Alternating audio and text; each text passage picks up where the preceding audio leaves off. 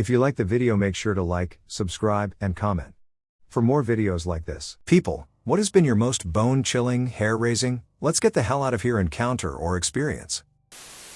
I don't tell this story often, but this seems like a good place. Back in college, I used to drive up the Oregon coast on weekends, then just crash in my car when I got tired. I woke from a nap in the driver's seat, and something just didn't feel quite right. It was just dusk, and the light was fading pretty fast. I yawned and stretched, and as I did so, I turned my head to the side and just caught a face ducking down below my rear passenger window. I went to hit the lock button just to make sure, and in my panic, I accidentally unlocked the doors briefly and then locked them again. I stared at the window for a few minutes, knowing that someone was crouching just out of sight. Eventually, I started the car and thought I heard a scuffing sound. Whoever it was didn't reappear, but that was enough for me.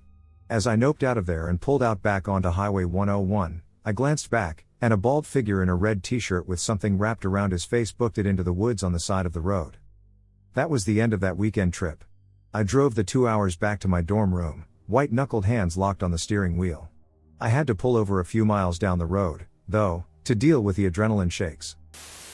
Not mine, but a very good late friend of mine that I trust. My friend is an avid hunter and outdoorsman. He was literally born in the wrong era, like he should have been a mountain man. He had his honey hole hunting spot. Every year, he would go hunting there and get the biggest D4 zone bucks I've seen. He loved this spot so much that he would never tell anyone where it was.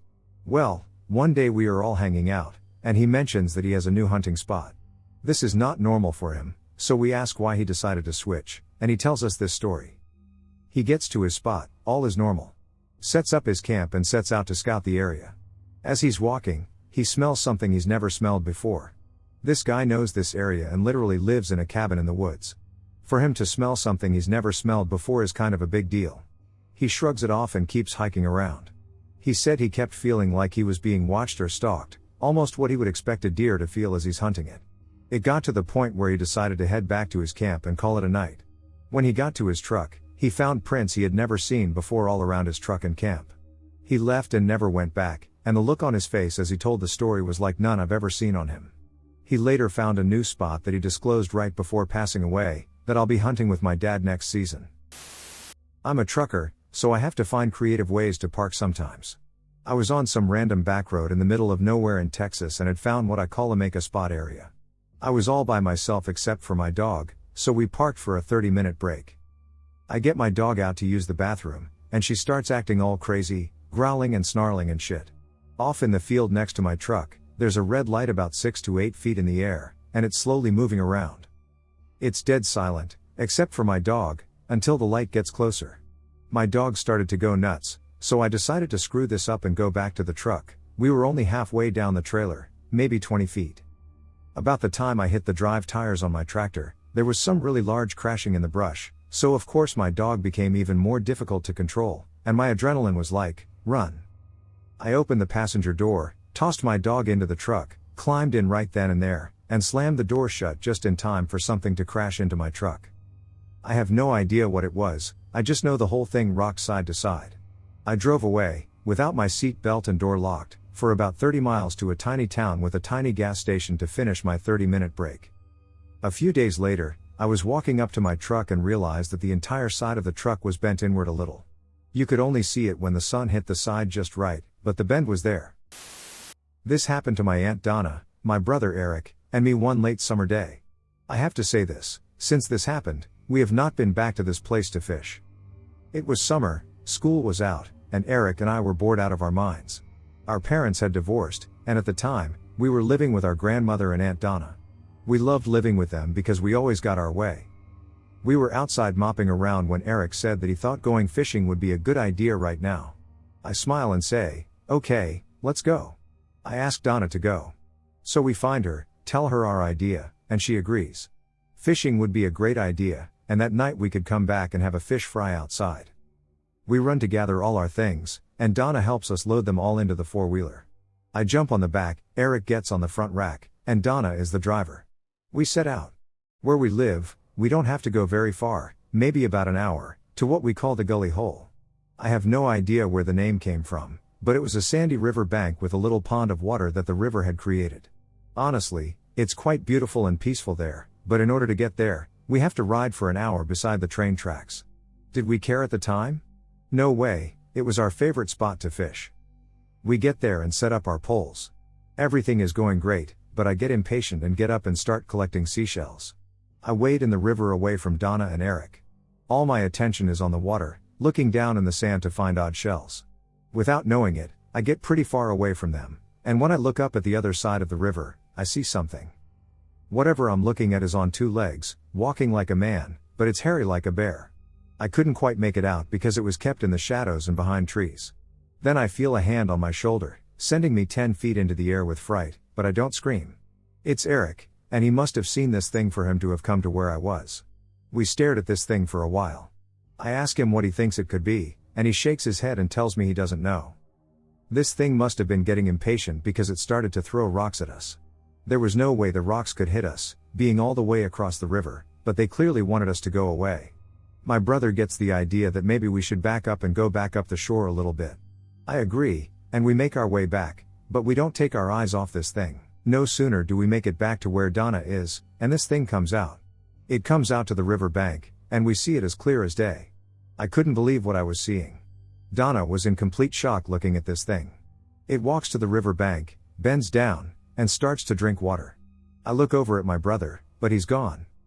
I start looking around for him. Then I find him a couple yards down the river, but he has his rifle aimed right at this thing. I panic and start running toward him. He's getting ready to shoot when I jerk the gun away from him, causing him to miss his shot. The gun goes off and falls to the ground. You can hear the shot echoing around us, and I can see Eric is mad. I look toward where the creature was, but it's gone, and I feel relieved. Then we hear boom boom boom, something was hitting. We look around as this beating sound starts to slowly grow all around us. Boom, boom, boom. It was behind us, in front of us, and beside us at this point. I was scared. Without saying a word, my brother picks up the gun, and we hightail it back to Donna, where she had already started packing everything up. It doesn't take long to throw everything back into the four-wheeler. We get on, and as we are turning around, we hear something running in the woods all around us.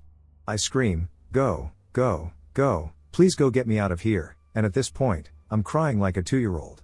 Donna throws the gas at the four-wheeler, nearly losing me, and we go like a bat out of hell down the train tracks. When I was about 11, this house down the street from my grandparents had a reputation for being haunted. One day I was walking to the shop to get supplies for my grandparents, and I saw the owner of the house outside. He was about my dad's age and started talking to me. I really wanted to be the first of my friends to go into the haunted house, and I was asking a million questions about ghosts and stuff, and he told me I could come in and see if I wanted. I said I had to go do my errands, but he was pretty convincing and promised he wouldn't tell anyone. So up his driveway and into the haunted house we went, but I heard him lock the door when we got in, and for some reason I was hyper aware of it. I said I'd changed my mind, and he kind of blocked me from the door, trying to change my mind and calling me a scaredy cat and stuff. I don't remember exactly what happened for him to let me out, but he did, and I ran for my life. I sat at the shop for ages, just shaking and wanting to puke, without even knowing what I was scared of. Anyway, it turned out later that it wasn't a haunted house. The guy was a pedo and a serial child beep. His house burned down while he was in prison. This happened several years ago, when my husband and I lived in a somewhat remote town in Maine. We had moved to this town 3 years earlier and often made the 2-hour drive home to see the family. One night, we were coming home much later than usual. It was probably 9 p.m. and super foggy, so the drive seemed longer than usual. We were on the last leg of the drive and really just ready to be at our own house. There is a stretch of road that has an old farmhouse with some cows on the right and, believe it or not, a mud-run field on the left. It was a straight section of the road just after you make a kind of sharp corner. Well, we rounded the corner and immediately saw that there were several big cows in the road. Now, this road is used by logging trucks that really go fast, so we were concerned that either a big truck would come barreling along and wipe out all the cows or another passenger would hit the cows and the people would be injured. We pulled over, and my husband walked up to the door of the farmhouse that was facing the road. The lights were on throughout the house, so we assumed people were awake. My husband started knocking on the door, and all of a sudden, a huge German Shepherd appeared in the window beside the door. This dog was losing its mind. Barking, clawing at the window, just generally flipping out. My husband looked out the window and then came back to the car. He said there was a man sitting in the chair beside the window, but he never moved. He didn't acknowledge the knocking or the dogs going crazy. He just sat there. We thought that was strange, but decided to try it one more time. We drove into the driveway, and we both walked up to the kitchen door. The lights were on, and we could see an elderly woman standing at the sink, washing dishes. We knocked, and again that giant dog came tearing over to the door, teeth snarling, baking, and scratching at the door. The woman never turned around. We could see the old man sitting in the other room from the door window, and he never moved. There was no way these people couldn't see the dog going crazy, but there was absolutely no acknowledgement from either of them. This whole experience creeped us out and still does when we talk about it today. Were they actual people? Were they ghosts? It was the most bizarre thing we had ever experienced. We finally went to hell with the cows, got in our car, and left. We heard later that an elderly couple had lived and died there years earlier. I guess he died first, and she followed shortly after. Maybe that is who we saw. I have no idea, but I know I went a little faster past that house on subsequent trips. My wife and I were on a search mission for some missing fern pickers. We were volunteers with the local search and rescue, SAR, team. We decided to stay in the search area that night, and we had built a pretty nice fire. We were sitting there, and it was about 2. We were hoping this dude would wander into camp. I had heard animals around us throughout the night. No surprise, we're in the middle of the woods. I'm used to animals stalking around outside my camp. I knew there were 2 animals, one on each side of us. It was at about that point that we heard a bird chirp. It came from about the place I figured one of the animals were. Then another, from the opposite side. I immediately realized we were being watched and stalked by at least 2 cougars. We very quickly climbed into the back of my truck. It's got a camper shell and is outfitted for truck camping. I used to live on a rather remote farm in the middle of Norway. My home is located at the end of a fjord that will take you out to the sea and, after a while, to civilization and the big city. You can also drive into town in about 4.5 hours from my home. But this is more or less just to give those who read it a sense of scale. I have 2 neighbors about 40 minutes away from my home, but they are seldom at home, so I am for the most part alone with my dogs and farm animals, mostly sheep and a few pigs.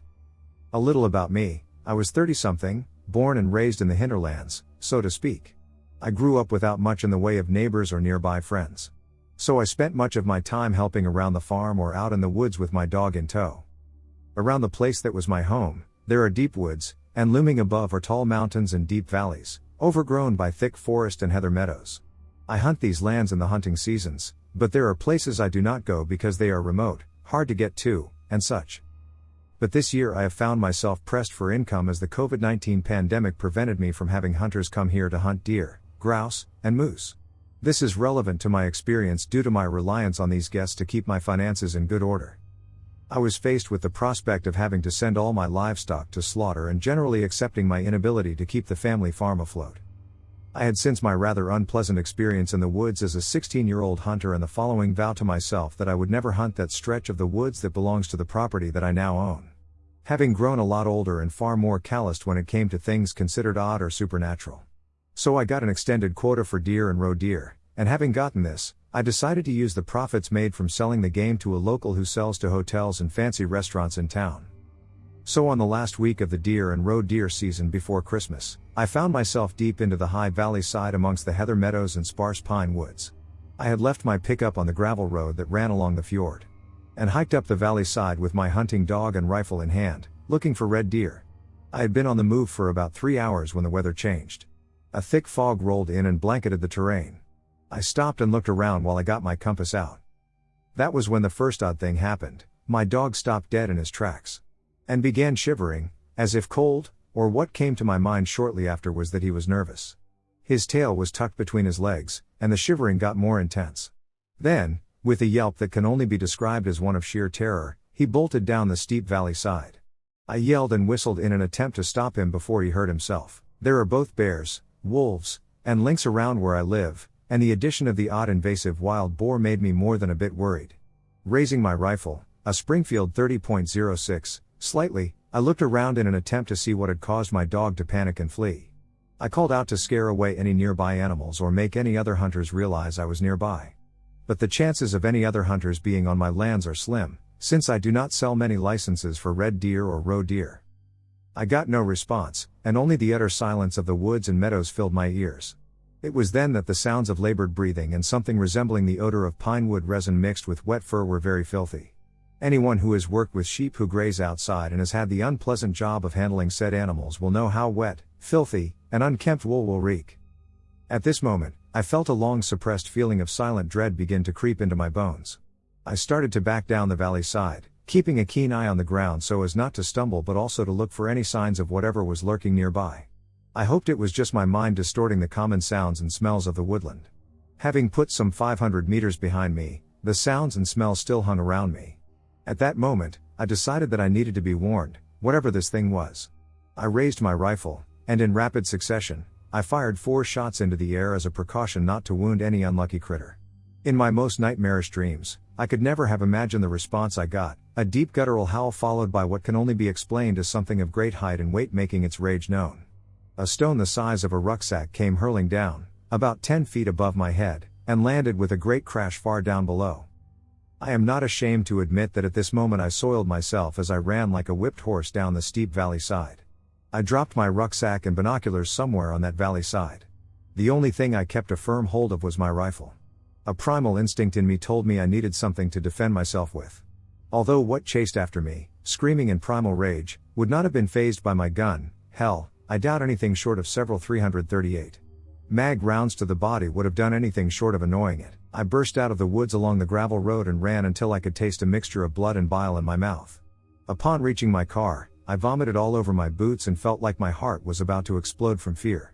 I looked around to see if my pursuer was still after me or lurking around. But no stench of wet wool and fences hung in the air, well, except my soiled pants. I shouted for my dog for what seemed like an eternity until my nerves caused me to climb into my car and drive as fast as I dared along the gravel road until I saw my home. I was climbing out of my car and walking on legs that felt like they were made of gelatin. My heart nearly stopped when I saw my dog. He was a mess. Muddy, his fur thick with twigs and heather. His eyes wide with exhaustion. I fumbled with my keys, unlocked the door, and let myself and my dog in. In the hours that came, I showered, cleaned myself up, and took care of my dog. But my mind and body were ravaged with fear. Every sound I heard made me almost jump. I did not sleep that night, and when my significant other came home, she commented on how worn out I looked and how equally strung out my dog was. This took place some weeks ago. Last week I was out with the garbage. When the smell of wet wool and pinewood resin filled my nostrils, now I'm lost for what to do. I will be damned if I end my days in the woods, but who knows? Time will tell.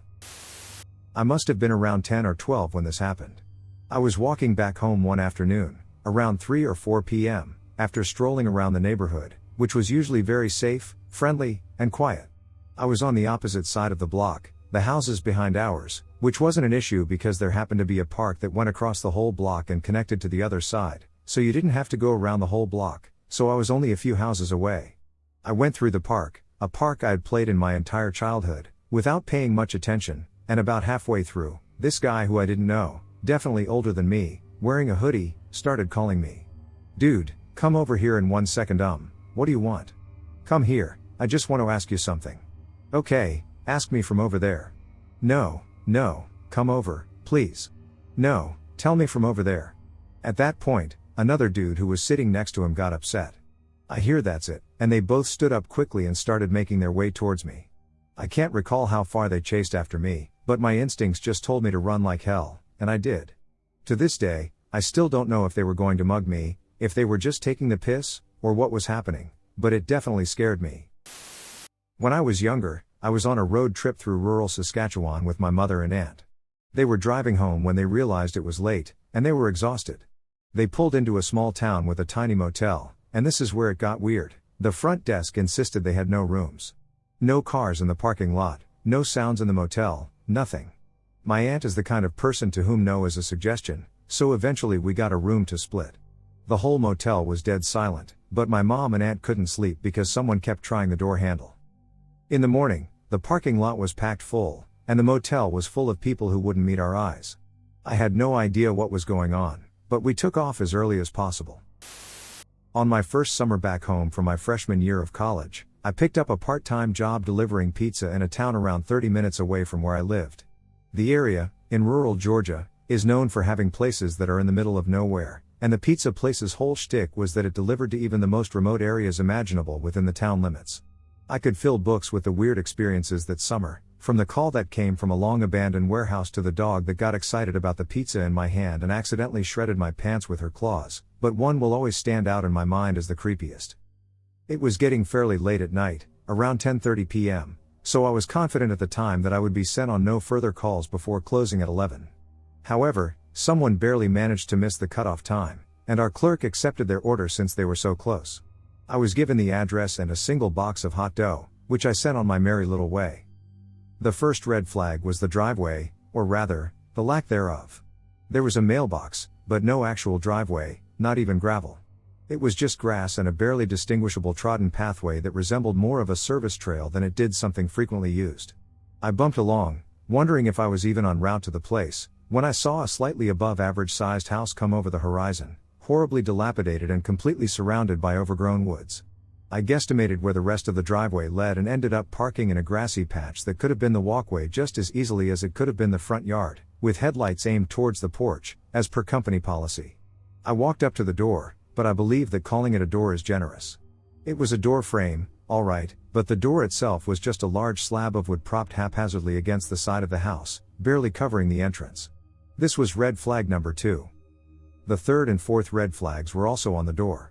This included the A4 sheet of printer paper with the words around back scribbled in all caps, which was hanging just below the place where somebody had self-engraved the door with the title Manson Family Range.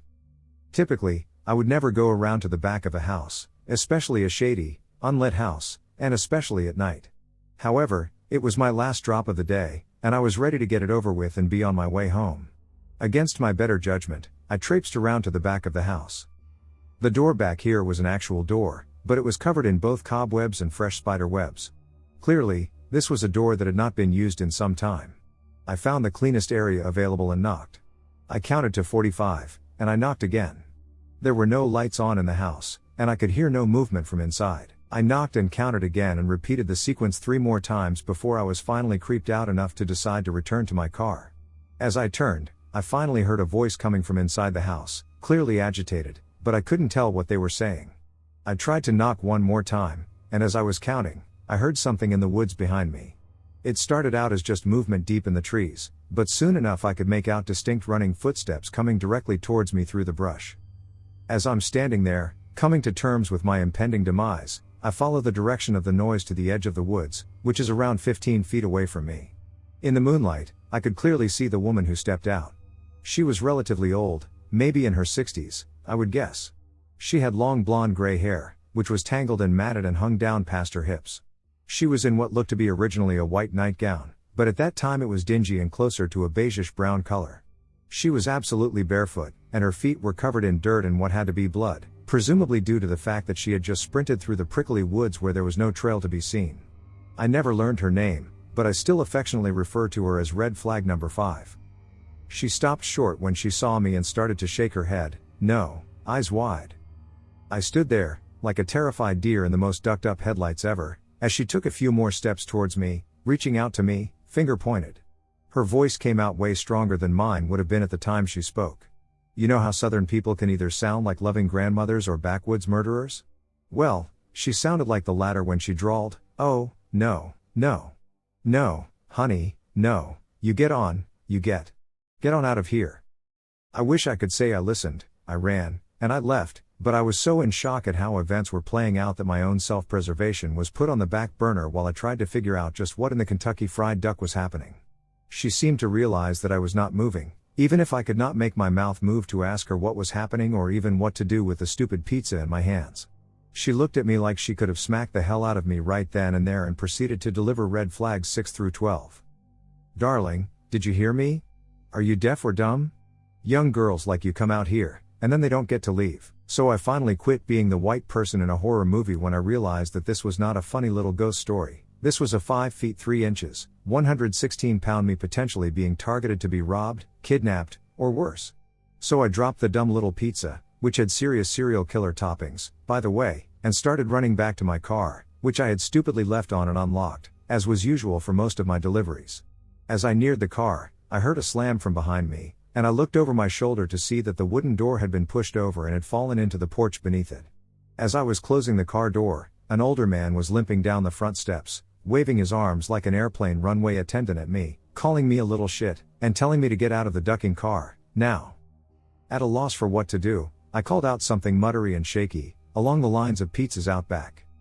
I floored my dad's shitty little 1990s Lexus and somehow managed to avoid trees on the odd trail back to the main road, which was still 12 miles and several turns from any road that actually had a name, let alone painted lines. I reported it to my manager, and he said he contacted the police, but nothing ever came of it that I'm aware of. Either way, that was my first and hopefully last personal encounter with the self-proclaimed Manson family ranch.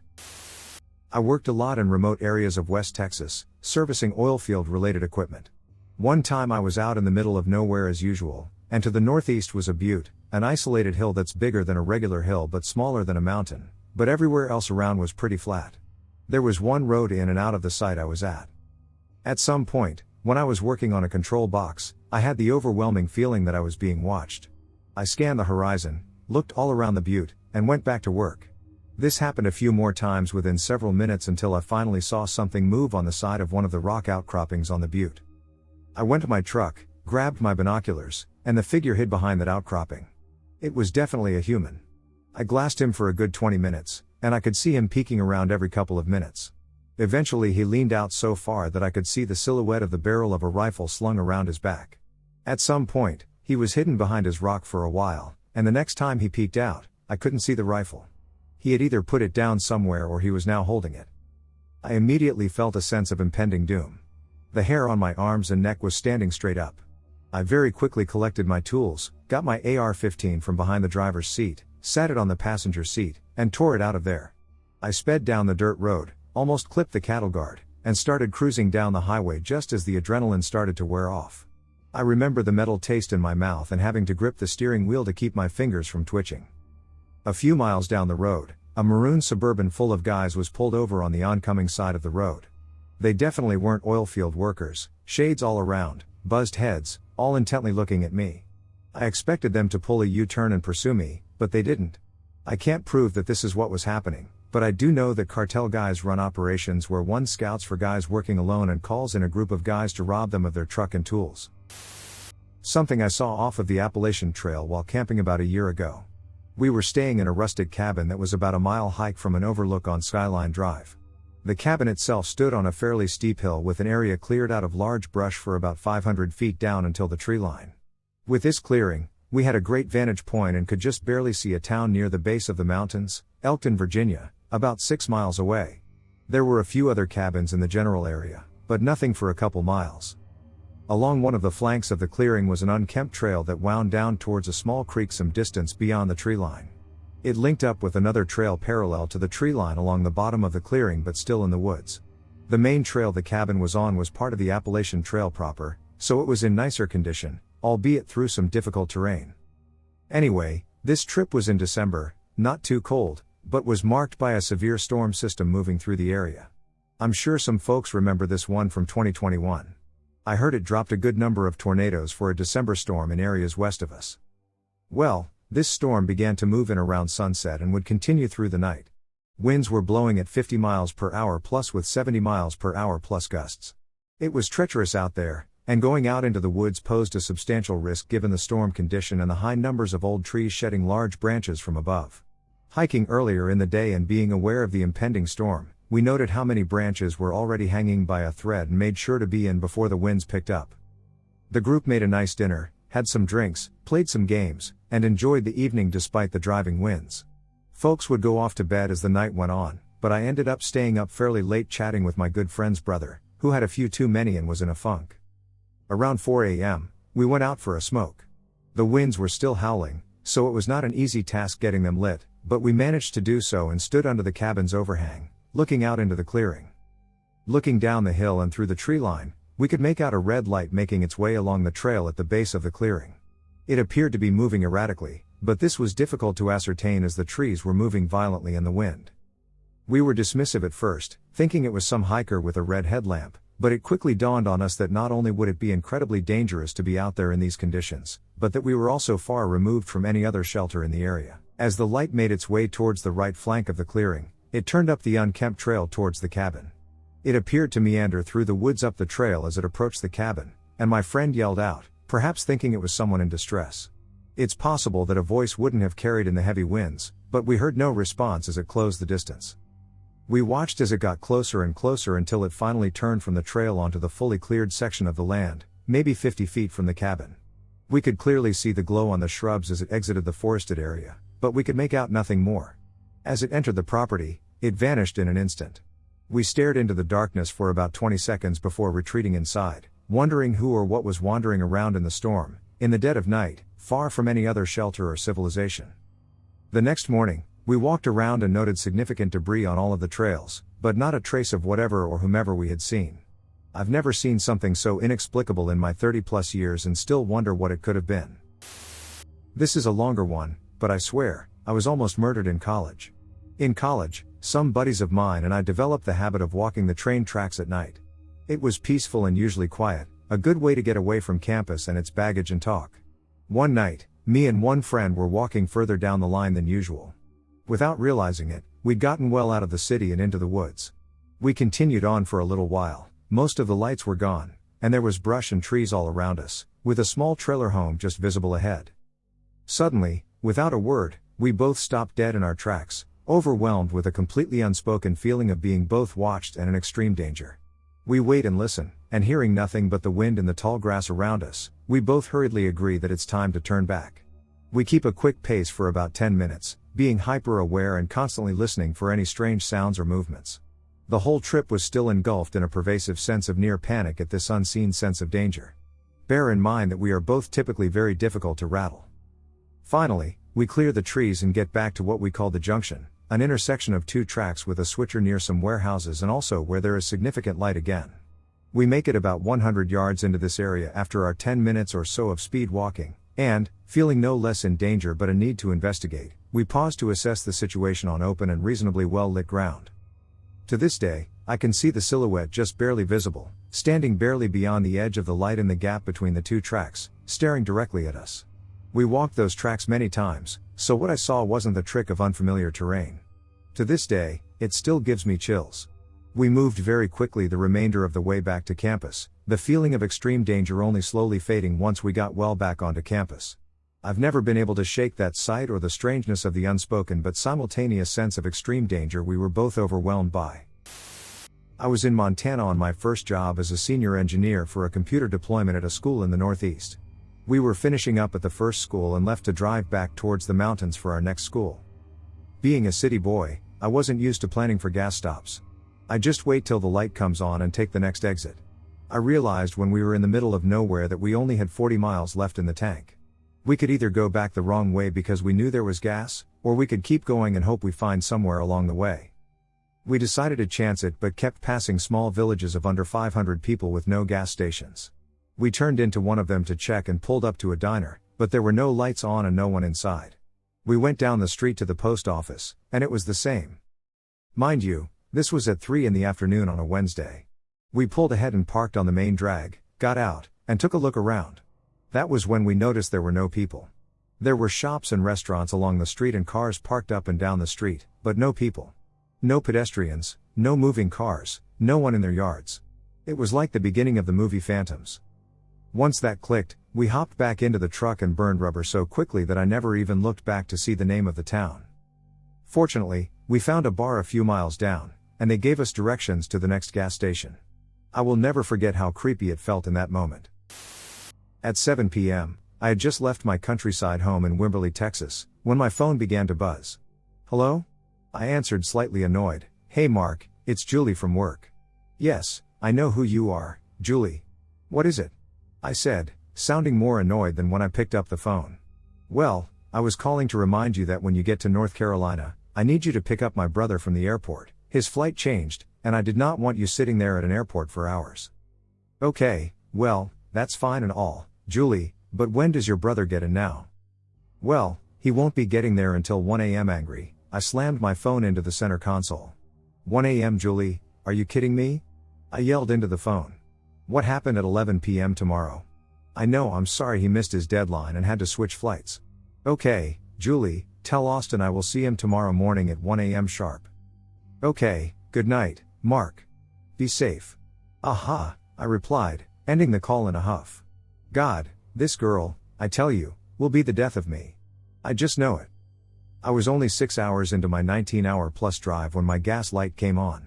Luckily for me, however, there was a gas station sign indicating there was a station 2 miles up the road.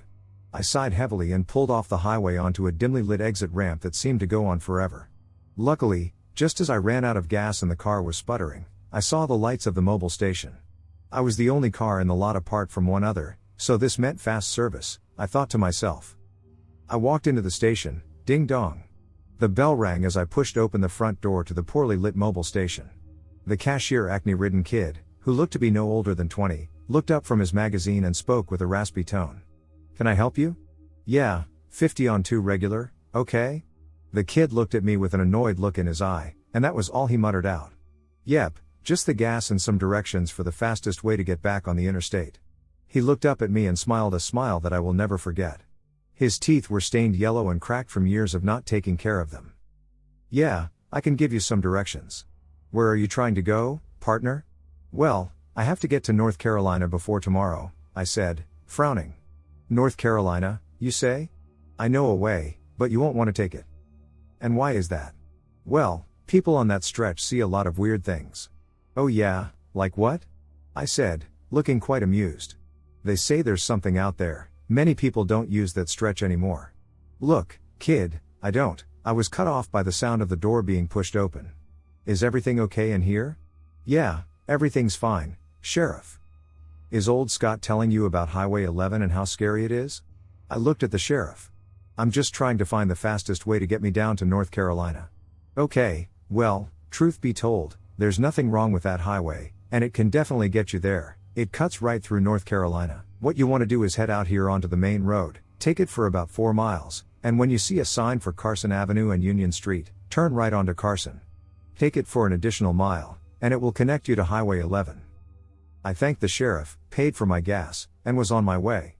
Before I knew it, Carson Avenue came up quickly, and I soon found myself on a long, dark stretch of road. I was 13 miles into this highway when I saw a lady in the middle of the road. I slammed on my brakes, violently swapping lanes before coming to a stop in the middle of the highway. I looked up to say something along the lines of, "Are you ducking kidding me?" when I realized she was gone. Flashing red and blue filled my car as I put it back in drive, and I was forced to pull it back over to the side of the road. A mid-20s to late 30s African-American male walked up to my window. "What the hell were you doing?" he yelled violently at me. "Deputy Cole, with the Bridgewater Sheriff's Office Highway Division license and registration, do you know why I stopped you? I saw you back there, crossing lanes with no direction and in a violent manner. What are you trying to do to cause an accident? And are you blind? Did you not see the lady in white run in front of my car as I was going 65? And deputy, isn't Bridgewater 13 to 15 miles back that way?" I asked for my license and registration out of my glove box. I looked back at him to hand him my information and screamed in horror as I saw that he now had no eyes and was now halfway through my driver's side window. I squeezed my eyes shut only to reopen them and see nobody was there. The cop and the car he was driving were just gone. I took a second to collect myself before saying out loud what the duck was going on around here. It was a good 20 minutes before I turned my car back on and drove back onto the dark highway.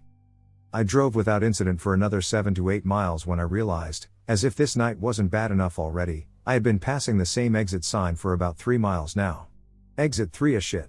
I thought to myself, there's no way that could be the same exit, there's just no way.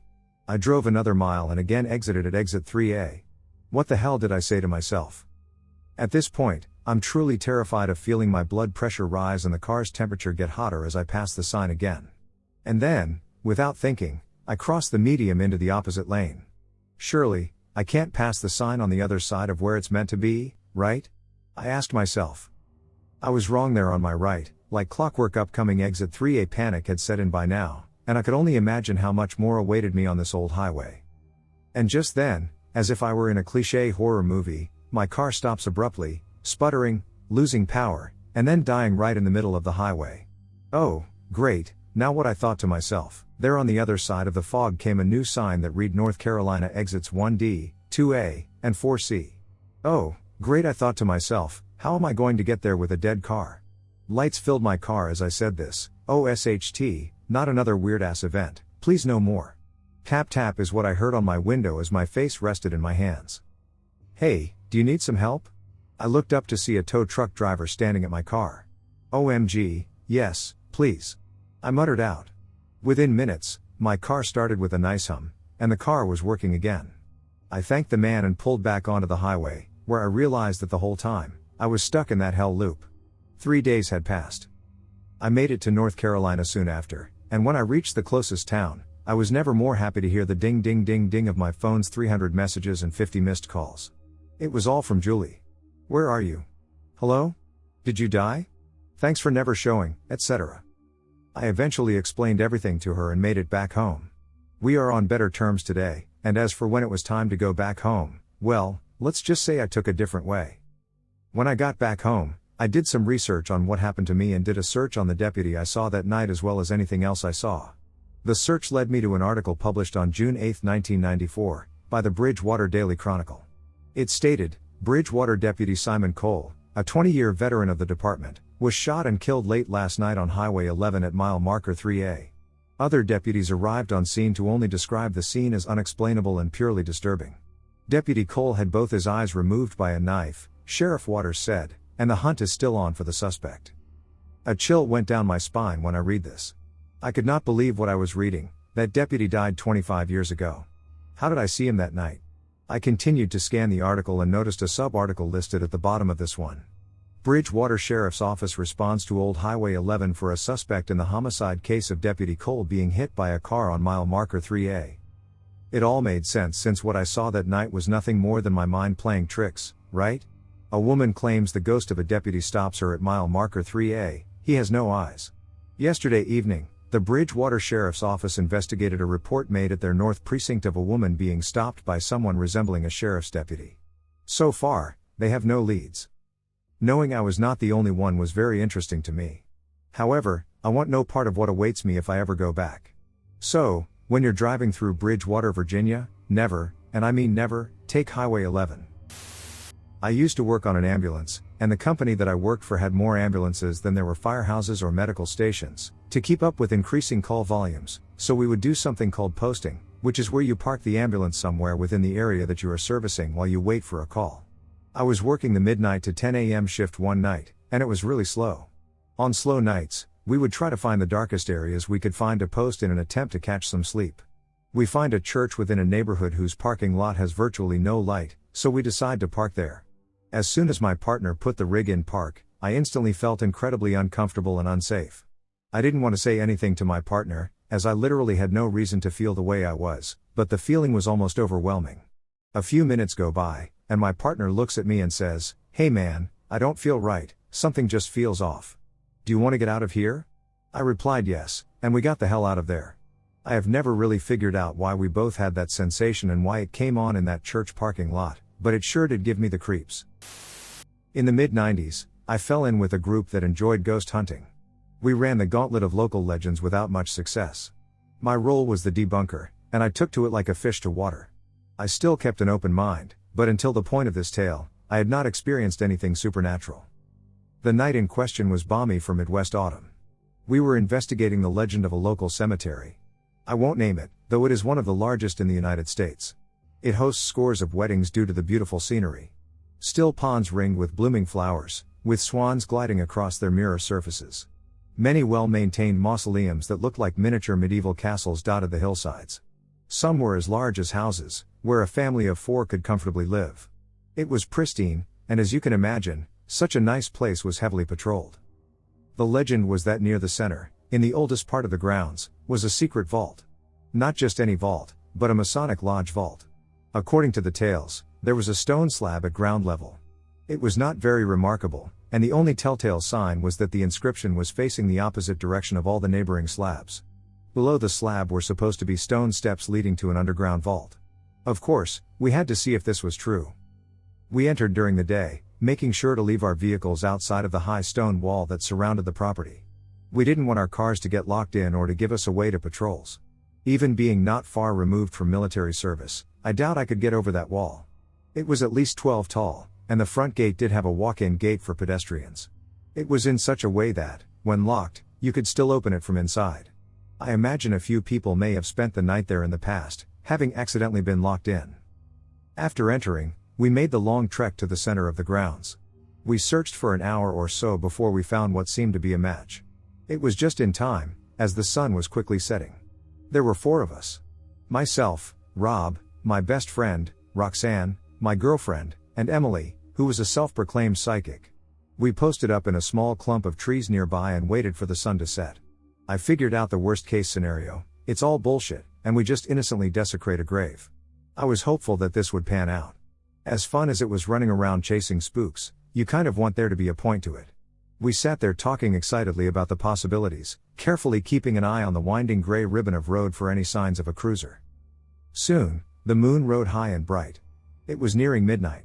There was no spiritual significance for the time, just that on casing the property, I noted a steep drop in patrols after 11 p.m., which was a shift change.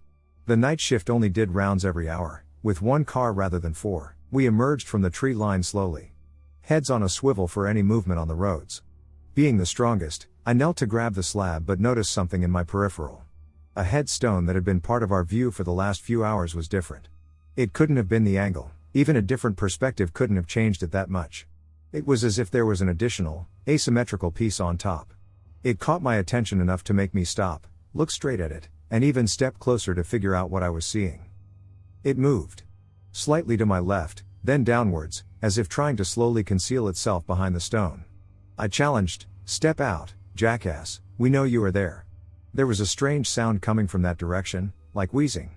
I was thinking it was probably a homeless guy, so I walked directly over to assure him that we meant no harm. It was a grand place, but it was smack dab in the middle of the city. I bet lots of homeless people sleep here. I reached the headstone and was surprised to find that no one was there. Disappeared without a sound. I looked back at the group, who were all huddled together, looking frightened and confused. I shrugged. I didn't know if anyone else had seen or heard what I did. At that point, I didn't care, I just wanted to pull that slab away if I could. The moon had seemed to get even brighter, and everything was bathed in pale light. Again, as I started towards the slab, something grabbed my attention. Near the tree line, where we had spent hours earlier, I heard a strange sound. Like someone with a congested nose trying to sniff. I looked in that direction, and I saw a hunched-over figure just within the shadows. I could make it out because its coloring was whitish blue, and the moon had just enough power to touch it slightly. The form heaved and wobbled. I couldn't tell exactly what it was doing. Then it stood, its back had been to us, and it seems it had been sniffing the ground. Everything was dead quiet, and for the first time in my life, an actual chill ran up my spine. I remained calm, though. It turned, and as it did, it came further into the light. It was tall, probably around 6 feet 6 inches, and painfully thin. Its long arms almost touched its calf, and it's tightly muscled like twisted ropes. Its whole body was a knot of muscle, but distorted. Like an unclean mockery of the humanoid form. I couldn't see its feet fully, but for being on the balls of its feet, I could see its heel, whether from calluses or bone, it formed a pointed tip. Its hands were extremely long and thin. They ended in a black shadow, so I couldn't tell if it had claws or just fingernails. The head and face were particularly disturbing. Its skull was long and tapered, and the face was thin and hollow. The chin was exceptionally low, where I guessed its mouth was. Its eyes were freakishly large, sunk inward, but still large enough to protrude out past its face. It looked completely hairless, except for its genitals. I couldn't tell if it had male or female traits. We stood for a full 10 seconds staring at each other, not moving or blinking. Its eyes were only partially open, like a squint. I could hear its congested wheezing, which seemed to get worse with each breath. I slowly looked at the group to see if they were seeing this. They had, and they were all standing frozen with a look of sheer terror on their faces. Rob looked towards me, and I could see him trying to process. He wanted to say something, but his mouth just moved soundlessly. Then his attention was jerked back to the creature. It had moved. It sprung into the tree line with unbelievable speed. Not thinking, I chased after it.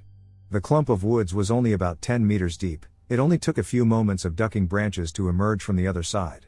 There was a gazebo perched over a small pond in this area. There was no cover close by, as most of the headstones here were small ones. I saw the thing skirt the pond, looking over its shoulder. I noticed that, out in the full light, it did have scant hair down its neck and back. I stopped next to the pond, re-evaluating my decision to chase this thing. Something in me had to know what the hell it was. Fortunately, that part of me was tired of running. I started back to the group when I heard this sickening shriek from behind. The thing was coming after me now.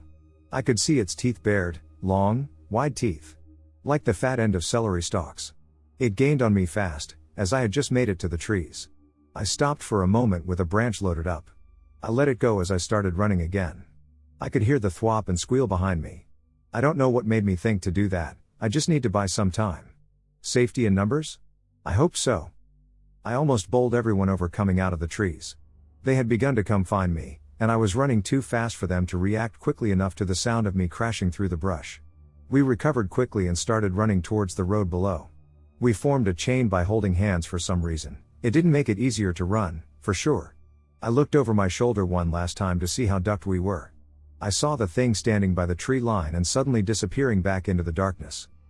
We avoided being caught by creatures and cops. We made it back to our cars, and though pretty shaken, we were none the worse for wear. We had a quiet meal at the Awful Waffle, everyone just lost their heads over it. Roxanne asked, "Why were you laughing so hard when you came back?" I hadn't realized that I was. Apparently, upon running back to the group, I was laughing my ass off. Maybe from the branch? It's weird, I don't remember doing it. We stopped ghost hunting after that. It was a bit too much. I did become a bit obsessed, and I returned several more times to that spot. I don't know what I would have to gain from seeing it again. I had 3 witnesses, but it didn't seem like enough. If I were me and heard that story, I would ask, is there evidence? Did you get pictures? Plaster molds of prints? Anything? Eventually, I was caught by security and told not to come back, or they would press charges. In my research, the best thing I could classify the thing as is a ghoul. I dropped the subject years ago, I didn't see a point to rationalizing the irrational. There are things we will never document, things that will never be caged. One time I was out in Colorado with some buddies hiking near the top of a mountain. Some bad weather started to roll in, but the top was only 15 minutes away, so I went ahead while they went back down. As I was getting to the top, I felt static in the air, and the hair in my head started to stand up. I immediately started to panic because I thought I was about to get struck by lightning, so naturally I ran down without ever getting to the top. I'm not sure if I was going to get struck, but I sure as hell wasn't sticking around to find out. This incident may not be the most scary out here. But I felt so spooky at the time, and I still do. It took place about 9 or 10 years ago when my family and I were attending a funeral. My mom, brother, and I rode in a hired tuk-tuk, aka a 3-wheeler buggy, while my father led the way, about 20 to 30 feet ahead of us on his motorcycle, because he knew the directions to the funeral home, which was a few towns away, and we had to follow his lead. Soon as we left the bustling town we lived in back then, just past 7 p.m., we hit a stretch of road that had about 3 to 4 kilometers of marshy land on either side of the road, with a few but not so dim street lights illuminating enough to see the road and anything on it. The road was relatively empty, being a Sunday night and all, and at this moment it was only our vehicle and my father on his bike 20 to 30 feet in front of us when suddenly his bike swerved out of control. It seemed like he tried to save someone from getting hit but was also confused, if that makes sense. Only there was nothing on that road except for us that night at that moment. It's highly unusual for my father, who had excellent experience riding bikes, had a very good handle, and had never been in an accident, to lose focus like this. But he managed to not crash and immediately pulled up a side of the road, got off the bike, and looked around confused as we pulled up behind him, asking, "What was that all about?" in alarmed voices. My father does not scare easily, he has a bad temper, though. But the expression on his face was fear and confusion, not anger.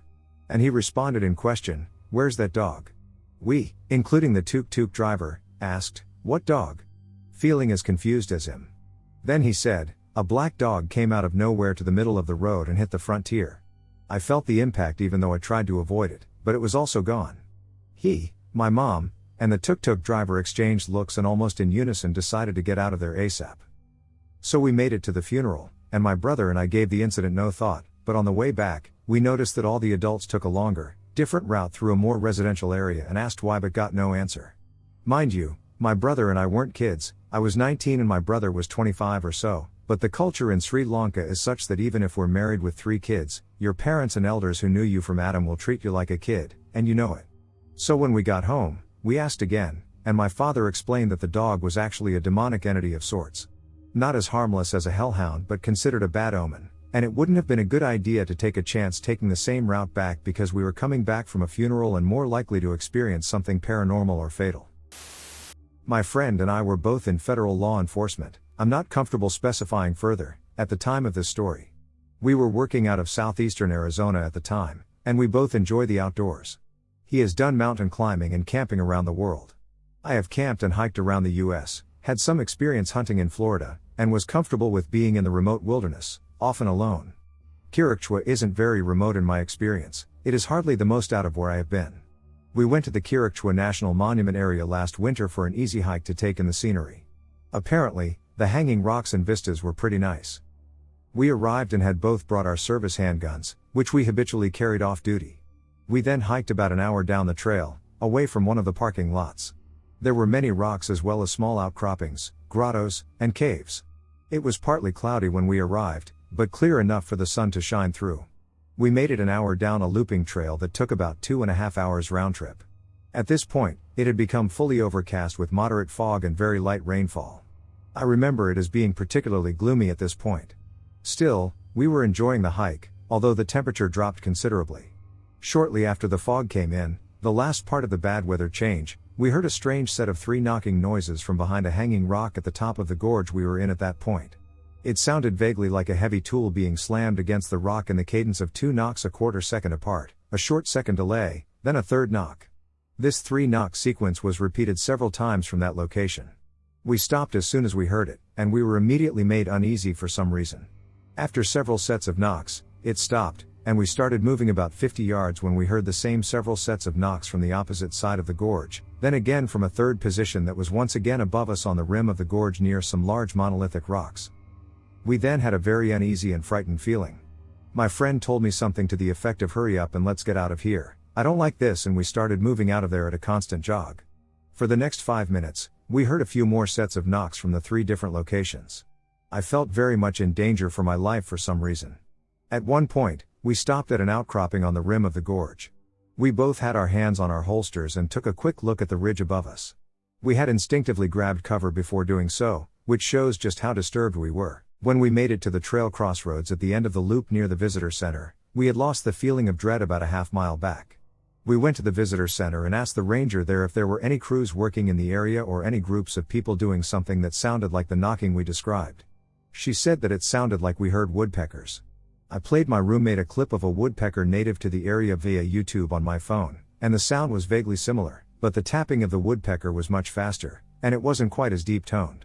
He said, "Well, that does sound like it, we probably just heard that and got freaked out," and I didn't agree, but I felt as if it would be embarrassing to admit that I still felt something very weird actually happened, so I feigned agreement. We then got the hell out of there. I then told my friend about this when he was over at my apartment. I told him the really creepy part is that the Chiracachua Mountains are supposedly a cluster. His eyes went wide, and he looked spooked. He replied, "Really?" Upset and incredulous. I replied, "I still don't think those were woodpeckers," and he said, "I don't actually think so either. Whatever was going on, it almost felt supernatural." This was how I honestly felt inside at the time, and in retrospect. About 6 years ago, me and my boyfriend, Jack, at the time decided to take a road trip from West Virginia to Myrtle Beach as a celebration since we just graduated high school and we wanted to spend our last summer together since we were going to go to different colleges. It was about a 7.5-hour drive from West Virginia to Myrtle Beach, and since me and Jack wanted to avoid taking the highways that will take you through cities, Jack, who's been to Myrtle Beach a couple of times, let me know that he can drive us and that he knows a faster way since he and his parents would take a shortcut. About 4 hours into the drive, Jack and I were getting super hungry, so we stopped by a Waffle House somewhere in North Carolina. We ate and relaxed for about 30 to 40 minutes. We were having a great time talking, but I told him we needed to hit the road since I don't like driving late at night, let alone driving somewhere I'm not familiar with. It was about 7 p.m., the sun was going down, and we needed about 2 hours to get to our destination. Now this is where it starts getting creepy. Jack and I were having our fun conversations when he realized he was driving us on the wrong road and that it wasn't the same road he and his parents would take, so at this point we were both lost in the woods, and to make it even worse, our car broke down just out of nowhere. Jack got out of the car to check what was going on while I sat in the car waiting, and that's when it hit me, something didn't feel right. Something felt so wrong, and I quietly started stressing out. It started getting super dark, so I got out to see what was going on. So I asked Jack if there was anything that caused the car to break down, but Jack wasn't sure about it. He saw me getting nervous and asked me if anything was wrong, and I told him that I had a weird feeling. He hugged me and told me not to worry, that everything was going to be fine, and to go back inside the car and calm myself down, but before I even moved, We heard someone screaming in the woods. Jack and I both stared at each other, confused and scared. At this point, my heart started racing. I thought I was going to have a heart attack, and that's when I knew my guts were right. A lot of people don't believe this, but when you feel like something isn't right, please believe it, because what happened next shocked us both. We heard screams, and my heart dropped when we both heard. Creepy guy screaming, "We're going to kill you." Jack, confused. "What the?" Me, quietly nervous. Jack? What the duck?" "Jack, please drive out of here." Jack, quietly shocked. "Get in the car now." Me, being really nervous. "Okay." Jack was holding me and calming me down until we heard the screams getting louder and closer, and all that was being said was, "We're going to get you." Then loud laughs. At this point, I started crying and told Jack to start the car. He started beating on the car to turn it on. "Jack, come on, come on." Then the engine started, and we both were so freaked out that Jack started hyperventilating, so I told him to keep him calm because I was scared that we were going to crash and thought if we did, they would get us, whoever they are. What freaked me even more out was when I turned around. I saw 3 men jumping, laughing, and waving the Confederate flag. All I kept thinking about in my head was death. I told myself, did they know we were there? Were they the reason our car broke down? No, there's no way that could have been, but how? Thankfully, Jack was able to calm down and was able to find a highway that was an interstate highway. After that scary encounter, me and Jack decided to never take lonely roads and stick with whatever the map told us to take. I'm not sure what those guys wanted to do to us that night, but I'm just glad I and Jack were safe and alive. So when I was younger, let's just say I was into harder substances recreationally. Well, one night I left my apartment and went to some older gentleman's house to see if I could score. Unfortunately, he didn't have anything, but I knew if I hung out there long enough, someone would come in with whatever. After some time, this native guy walks in. I live in South Dakota, and a lot of natives live here. He was short, maybe 5 feet 6 inches and skinny, but stocky, baggy clothes, you know the type. Anyway, he says he can get what I'm looking for. Now I've been around plenty of shady characters and could handle my own, so I wasn't overly concerned. He made some phone calls and, after a bit, said to come with him over to someone's house. I obliged, and off we went. We walked a few blocks, and he walked into what looked like an apartment building that nobody had lived in for a long time. He said come in and disappeared around a corner, and when I opened a door, I saw he had gone down some steps. I called out, "Hey man, where did you go?" Now, down those steps, it was pitch black, and from the darkness, I heard, "Just come down here, man." Now, like I said, I can handle myself, but I'm not stupid. I don't know if he has a weapon, and I don't know what he wanted to do to me in that dark void of space. I just knew it was something bad, very bad. I just called back, "Nah, man, I'm good," and walked away as quickly as possible. He came up and called me to come back, but I'd had enough for one night with the waiting, and now this, and I speed walked home. I never saw him again and have since turned my life around, so don't consort with people like that, but from time to time I wonder what would have happened to me in the darkness that night. In the 2019 summer, I was house sitting for my dad while he was away for work. The house is in the middle of nowhere and barely even on maps. Usually, when friends would come over, I would have to drive to the top of the nearest paved road and lead them down a few more paved streets to my dad's place. I had had a few drinks with friends and been dropped off by a friend who lived close by. He dropped me at the side of the house because it was easier for him to turn around there. So I walked up the stairs and entered with my key through the side door that led to the kitchen. The kitchen overlooked the front garden, but the front door was nestled into a small porch and wasn't visible to me. I saw a movement in the front garden while I was making tea in the kitchen and immediately turned off the lights.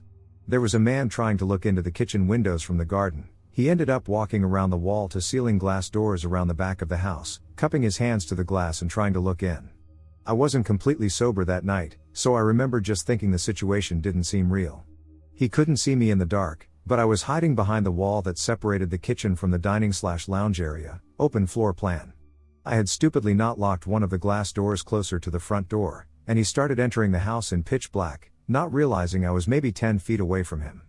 I had already called the friend who had dropped me off, as I knew he was still nearby. Cops would have taken at least 30 minutes to get to me, knowing his parents, ex-military, kept a gun and a safe in the truck.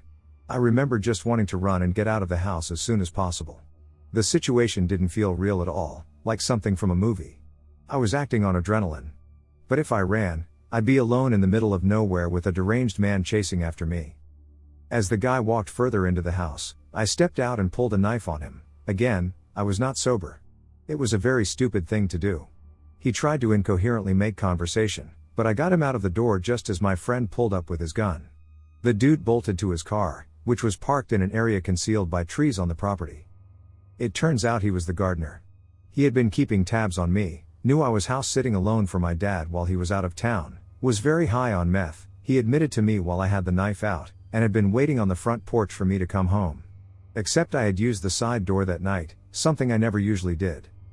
If I hadn't used the side door that night, I have no idea what would have happened. I also have no idea what would have happened if my friend hadn't come back when I called him, because the guy was starting to get aggressive and trying to come towards me right when my friend got there with his gun out. We like to joke about it now, but it was the worst scenario I have ever experienced, where I wanted to just run and get the duck away. This took place 15 years ago. I was 19, male, and becoming very curious about sinister things. I was very straight-edged at the time. I did not drink alcohol, I did not do drugs, and I would spend the majority of my time lifting weights and playing basketball. I was in good shape, and I was quite large. 6 feet 2 inches and 250 pounds, which is important for this particular event. I'm from a small town, and there was an urban legend there about a place called Banner Rock. It was an old factory that had been reduced to rubble. It was in a small stretch of woods off the side of one of the main roads in town, surrounded by an off-limits privacy fence. One day, a cousin of mine brought the place up when we were bored just sitting around and playing a video game. He knew that I was into horror and supernatural stuff. He also knew that my Christian faith was on a temporary ledge of sorts because, up to this point, I had only had one very spiritual thing happen to me in my life that was basically all that was holding me to it. I was always on the lookout for things that would help me understand God, or other omnipotent things. So, when my cousin mentioned demons, I was all in. He told me Banner Rock was a place where Satanists would go to make sacrifices and worship. I told him he was full of shit, but I would be willing to check it out. There was just no way I was going to believe that in this small town there were a bunch of secretive satanic people meeting in an old factory in the woods. Nothing bad happened in that town. Off the top of my head, I think there's only been 2 murders in that town in its 100-year history. So, yeah, right. No one would get away with human sacrifices, etc. Later that evening, my cousin convinced his girlfriend to go with us, and we were off. The sun would be going down in approximately 1 hour up to that point, and we were walking. So we figured we'd get there and have time to explore the ruins for a few minutes before losing all sunlight. Sure enough, we did. It was fairly light out still, the sun had just started going down, and I knew we had ample time. We waited for the road next to the woods to be completely clear because, I'll be honest, I didn't like breaking the law, and I had no intentions of even murmuring that I was in the area. I was less concerned about the so-called demons and Satanists than I was about the police catching us in an off-limits area. They can't ruin my future the way a charge can, was my way of thinking. Once it was clear, we bolted across the road and into the woods. We only had to walk for about 30 seconds before the brush around us revealed the fence that led into the building. We walked by it for a moment before we found where someone had cut the fence from top to bottom. All we had to do was push it and squeeze through.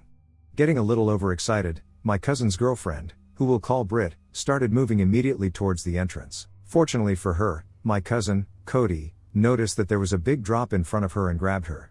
For some reason, which still to this day makes zero sense to me, there was a hole in the ground that was about a 30-foot fall. It was about 20 feet wide and 20 feet long. Suffice to say that had she fallen, she would have probably broken her ankle or something, depending on how she landed. And I have no idea how we would have gotten her out because we had nothing on us and it was not something you could climb out of by hand. She let out a big, relieving sigh, but we all three noted the strangeness of the hole, and that's when Britt especially began to become uneasy about this whole adventure. We got around the hole and approached the front. So, a little layout of the building.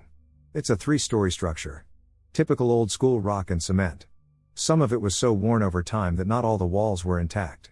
You could clearly see parts of the woods and sunlight leaking in from different points. The only thing we had on us was a flashlight that Cody had brought. I walked into the entrance first.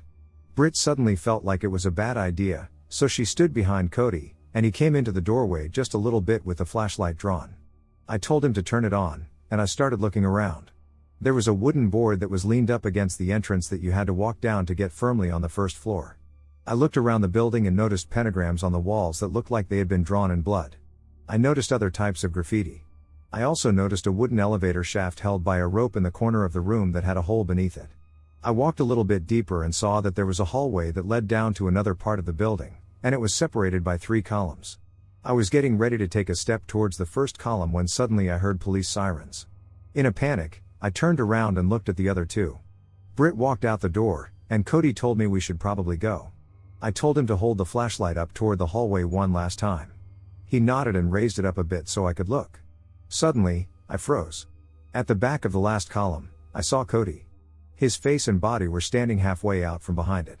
I turned around and saw Cody still holding the flashlight, then turned back quickly, and I could still see him there as well. The police sirens were getting closer, so I just shook my head in disbelief and turned to start heading up the wooden plank. Now, as I told you earlier, I'm a big guy. It's not easy to pull me down. Even when I played football, I could carry someone latched onto my legs. I don't tell you this to brag, I tell you this because what grabbed me that day still bothers me. You see, as I went to go back up the wooden board to the exit, I felt something grab me around my ankle. And I fell. I fell hard, and I fell fast. Almost like whatever pulled me, it was effortless for them. Cody had already proceeded outside with Britt at this point. I put my hands on the ground and forced myself up. I ran faster than I ever had in my life, and I refused to look behind me. When I got outside, the sirens were gone, and the sun was almost completely gone. It felt like we had been in that place for over an hour, even though it had only been a few minutes. Still paranoid that the police were around or waiting on us, we bolted away from there, past the hole in the ground, and out through the fence. We hauled asses to a few streets over and caught our breaths before we began the walk home. I didn't bring up what happened to me, and we just casually chatted as we walked about plans for later that night and other stuff. That was until a few blocks away from the house, when I suddenly felt a burning sensation right above the ankle where I had been grabbed. I told them to stop for a second. I raised my jeans and turned the back of my leg toward them because I couldn't see anything. Both of their eyes got extremely wide. I assumed I had just maybe cut myself on something running, and when my brain had cleared, the pain had started setting in. Cody whipped out his phone, took a picture of it, and then said, "Man, you might want to look at this. Did something grab you?" I scoffed and looked, thinking he was exaggerating. But to my horror, there were 2 big cuts diagonally and 1 vertically through the other 2. "That's what a demon does to you, from what I've read before," Britt said really slowly. She was staring at me like a deer in headlights. "You've been marked." I pulled my pants leg back down and brushed it off. But I'll admit, I felt sick to my stomach. Something just suddenly didn't feel right. I told them I would be fine and that there's no way anything like that was in there, and I chalked it up to just a coincidence. I had cut my leg on the fence while climbing through the slit. But I knew I hadn't. And I also recalled reading similar things about the cut distinctions in the past from a demon. I was terrified. For the rest of the night, I couldn't get it out of my head. I treated the cuts with some Neosporin and a few bandages. The next night, I took a girl for a walk down the road that leads to the place, and I told her what had happened to me the night before. She said we could walk by it, but she didn't want to go in, which I completely agreed with. Even though I felt some longing to go back in there, as we were approaching it, an older man who was walking really slowly and carrying a brown bag came onto the sidewalk, heading towards the town. He was wearing a black leather jacket and jeans, with long, greasy grayish-brown hair. As he got closer to us, we could both smell the air change into pure alcohol. I mean, this man reeked. Still to this day, the most potent alcohol smell I've ever encountered lingers on an individual, and I've been to some crazy parties since then. He asked us what we were doing, and I told him we were just out for a stroll. He stopped in his tracks, almost falling into a drunken stupor, and stared directly at me with menacing eyes. I felt uneasy, but I wasn't scared of the drunkard. He said in a gargled tone, "Are you going to Banner Rock?" I replied, "No, but I've heard about it before." He took a sip of what I'm assuming was booze in the brown bag and said, "It's just a place where punks used to hang out and do drugs. Just a legend.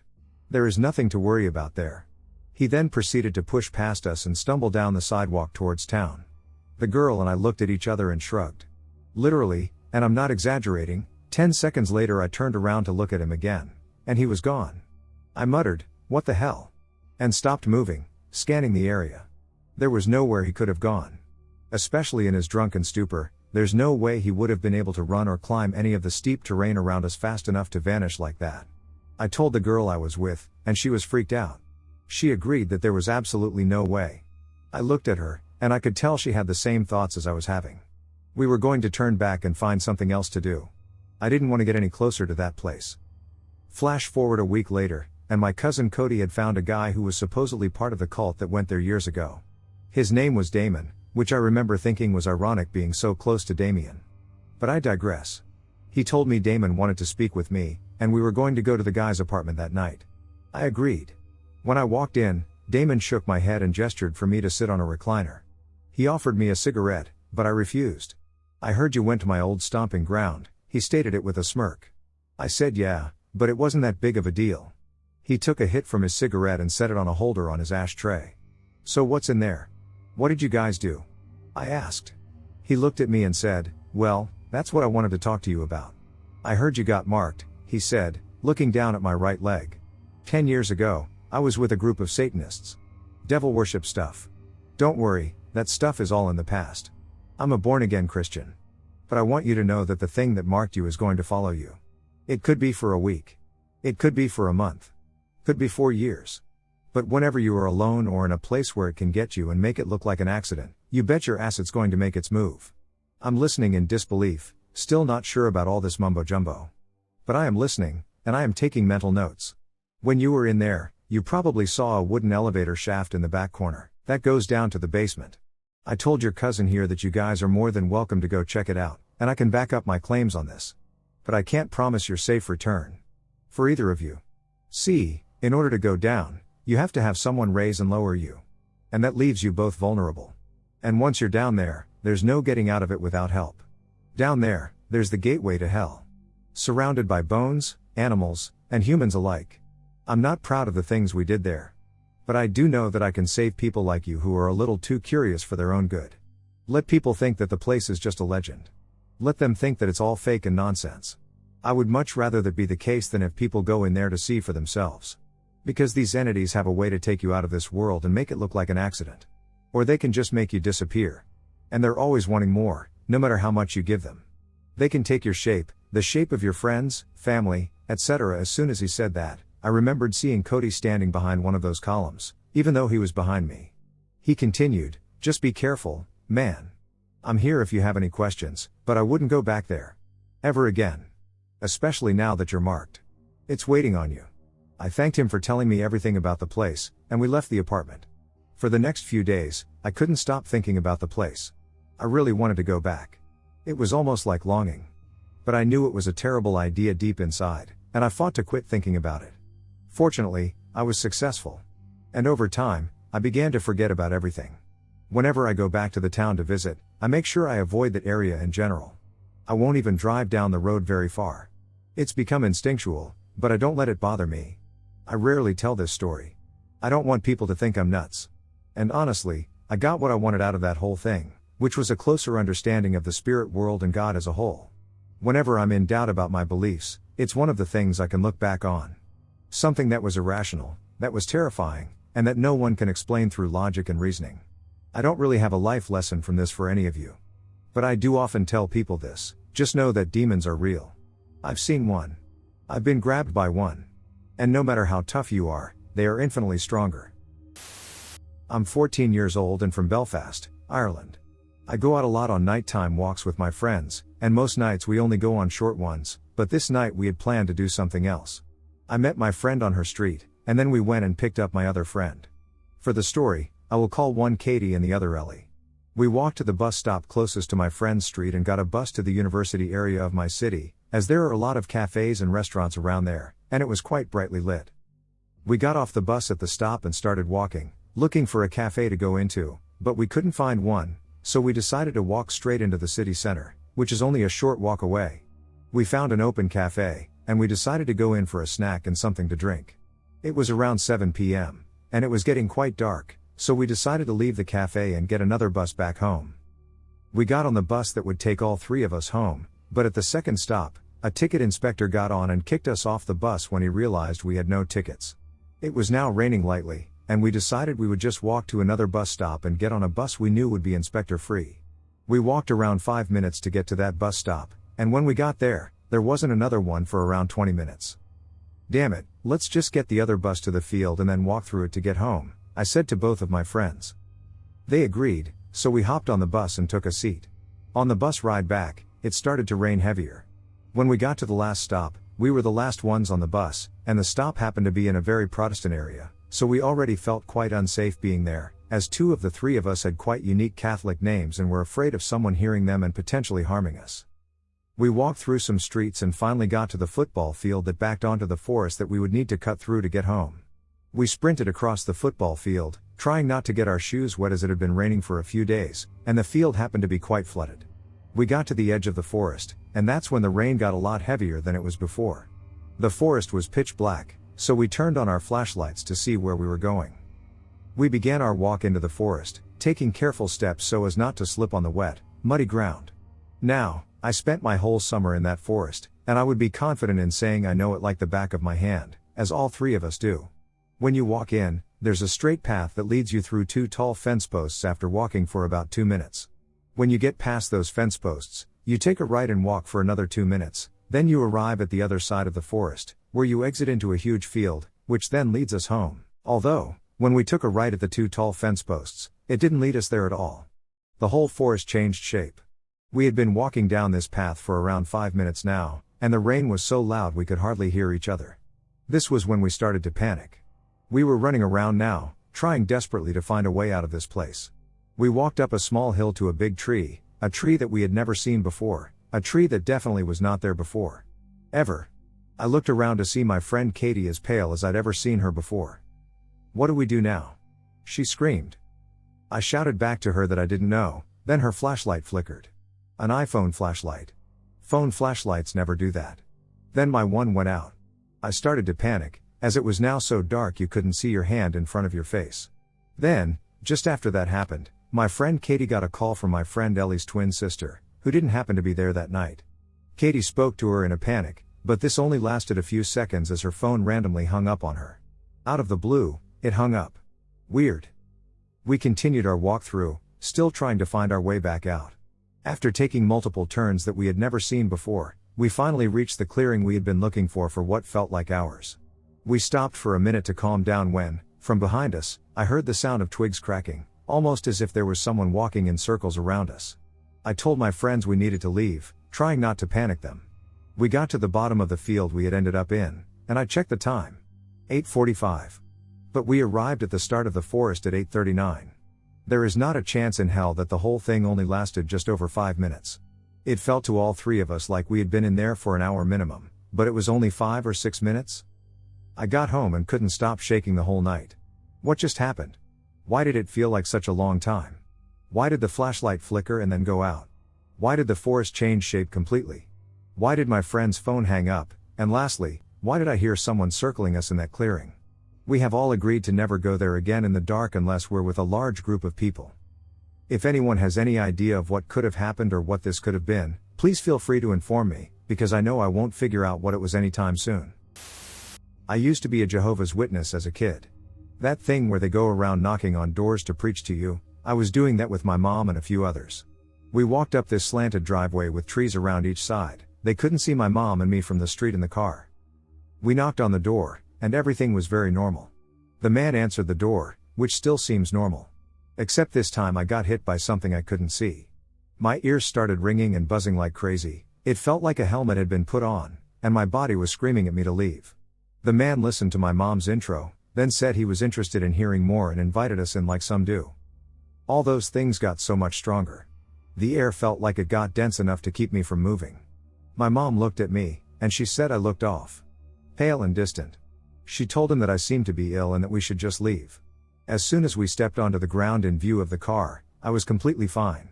My mom decided to take me home anyway. We lived 2 blocks away, luckily. A few days later, we read in the paper about how that man was arrested for the murder of a few women. I think one of them was as young as 16, so a kid. I was 12 at the time. My mom, the dutiful witness she was at the time, was convinced the angels stepped in to protect us, like we had heard stories of things happening to others in the religion.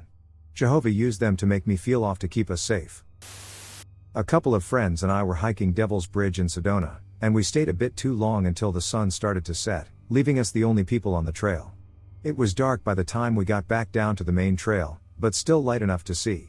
I usually gravitate to the back of the group while walking, so I was maybe 20 feet or so behind just looking up at the night sky. I don't know what possessed me to turn around, but I did, and I saw probably the biggest mountain lion I've ever seen. They're only supposed to get around 150 pounds, but I swear this thing was well over 200. I yelled at it because that's what you're supposed to do, and I puffed myself up to try to look bigger. Kitty didn't care at all, and it got low. I loudly tell my group to keep going, and I pull out my carry gun. The whole time, this cat hasn't moved. I start backing up, and it just turns and jumps into the brush. I keep backing up, thinking about the clever girl scene from Jurassic Park, and when I hear the rustling and twigs snapping, I turn and jog back to the group. We all have a good laugh about it and stop to catch our breath, and at this point it's dark. We're still somewhat alert, so we keep heading back to the car quickly. My buddy has to pee, so he steps off to the side, maybe about 3 feet into the brush. This time I stay with the rest of the group, but I'm turned around back the way we came. To my left, I see my buddy flick his flashlight on for a second and yell, so I turn and look. Now, from behind me, I hear a low growl that sounds exactly like the predator, so I turn around again, and at this point, it's just getting ridiculous. Next thing I know, my buddy fires 2 shots, so I just turn back towards the cars and run, following the group and my buddy, who's frantically trying to show his duck back in his pants while holding his gun. I guess where he stepped off, he was damn near face to face with a different cougar with his duck out, so he panic-fired 2 shots. It was nearing the end of the summer of senior year, and my best friend, who I'll call Will, was leaving to go to college about an hour away, so he wouldn't be able to hang out with our friend group for the rest of the summer. He wanted to have one last hurrah, so we decided we would go walking along the train tracks behind our school, our favorite hangout spot. Only one friend, whom I'll call Miles, was able to join us from the get-go, but a friend named Chris texted us, saying he'd be able to meet up with us in a little bit. The train tracks were separated from the school parking lot by stretches of wood, with it probably taking an 8-minute walk to actually reach the train tracks. The woods to get to the tracks were a cross-country/track route, so there was usually a path carved out for us. However, since it was summer and there was no practice, a lot of the surrounding bushes and plant leaves had grown over the paths, obscuring a lot of what we had to walk through. It wasn't that bad, though, just a noticeable difference, and we were able to get to the tracks fine. We walked a bit further along the tracks before we decided to go off across another trodden path that led to a clearing, just to explore a bit more. Along the way, we passed a completely pristine bike, which we were surprised by, wondering why someone would just leave it out there. They probably just assumed no one would be going there, so it was a safe place for it. Anyway, we got to the clearing, and Will and Miles wanted to climb some trees. I stayed down because I'm quite vertically challenged, and a lot of the climbing required holding onto branches I couldn't quite reach. Only one tree around was suitable for climbing, though, so Miles climbed it first, keeping his phone down near me, with Will going up afterwards. He stayed hanging on the tree for a little bit, with me and Miles talking up to him, when I noticed a person come into my peripheral. It was a middle-aged white man in a windbreaker. I couldn't tell much else, though. I was a bit uneasy, as it was an overcast, even drizzly day, and I didn't expect anyone else to be out, let alone a grown man. I kept my peripheral on him and expected him to just keep going along the path, but he stopped walking about 20 feet away from us. Miles noticed him too. He greeted us, saying hey or how are you doing or something, and I instinctively kind of muttered something back with a wave of the hand. But then he just continued standing there. Not even keeping up a conversation or anything, just looking. I could tell Miles was kind of freaked out too, but Will wasn't exactly getting the memo. I went to pick up Will's phone that was on the ground and said, we should go back to meet up with Chris, and Miles agreed with me, saying he should be here by now. Will began to climb down, and we left the clearing from the path we came on, pretending not to acknowledge the man who was still just standing there and making different, uneasy small talk. We didn't turn back to look, though, and once we were far enough away, assumedly, me and Miles commented on how we thought we were going to get shot or something, and Will jokingly said we were too paranoid. We ended up meeting up with Chris, and the rest of the day was fine. But still, I wonder what the man wanted. Was he just a mentally ill or awkward man? Maybe he was homeless, as tents in that area of the forest were kind of common. Was he maybe the owner of the bike we saw and wanted to make sure we weren't trying to steal it? Of course, there's no way to be sure, but both me and Miles had a bad gut feeling, so it was definitely good we didn't stick around and find out.